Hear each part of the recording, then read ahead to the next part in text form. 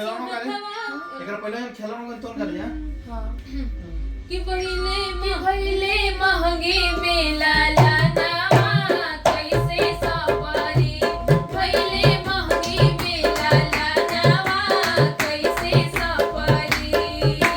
सास अइली देवता जगन को मांगे लगली ने अरे सास अइली देवता जगन को मांगे आपन ले नेग के बदले ठेगा दिखाई पिया गए परदेस कभी ले गईले सजनावा कैसे सपरी चाबी ले गईले सजनावा कैसे सपरी पहिले महंगे मेला लानावा कैसे सपरी पहिले महंगे मेला लानावा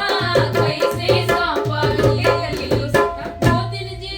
ये मैं क्या में कुदर में ये लगा ऐसा सुहतवा दावना ये लगा लो कि बाबू के गोदिया में उठा लो हो